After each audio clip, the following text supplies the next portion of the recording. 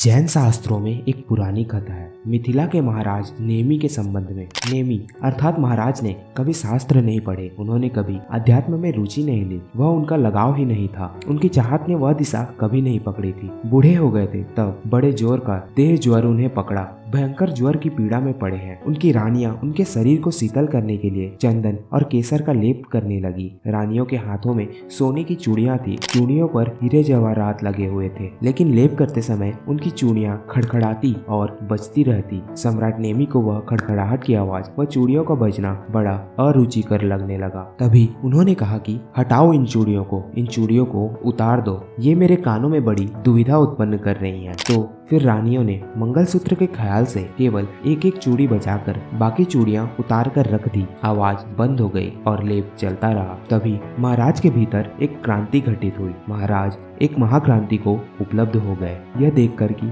जब हाथ में 10 चूड़ियां थी तो वह बचती थी, और जब एक बची तो वह बचती भी नहीं। अनेक है तो शोरगुल है, एक है तो शांति है। उन्होंने कभी शास्त्र नहीं पढ़ा, अध्यात्म में कभी कोई रस नहीं लिया, फिर भी वे उठकर बैठ गए और उन्होंने कहा, मुझे जाने दो, यह देह ज्वर नहीं है, यह मेरे जीवन की क्रांति का संदेश लेकर आ गया, यह प्रभु की अनुकंपा है। रानियां उन्हें पकड़ने लगी। उन्होंने समझा कि शायद ज्वर की तीव्रता से विक्षिप्तता तो नहीं हो गई। अब तक उन्होंने केवल उनका भोगी रूप ही जाना था, योग की तो उन्होंने कभी बात ही नहीं की थी। योगी को तो वे अपने पास भी नहीं भटकने देते थे। उन्होंने केवल भोग ही भोग उनके जीवन में देखा था। तो वे घबरा गई और उन्हें रोकने लगी। तभी सम्राट ने कहा, घबराओ मत, यह कोई विक्षिप्तता नहीं है। जो विक्षिप्तता थी वह तो गई, तुम्हारी चूड़ियों की बड़ी कृपा हुई। कैसी जगह से परमात्मा ने सूरज को निकाल दिया, यह कहा नहीं जा सकता। महाराज ने कहा, चूड़ियां बचती थी तुम्हारी जब तुमने बहुत सारी पहन रखी थी, एक बची तो शोरगुल बंद हो गया। इस बात को समझना कि जब तक मन में बहुत सारी आकांक्षाएं हैं तब तक शोरगुल मौजूद रहेगा। जब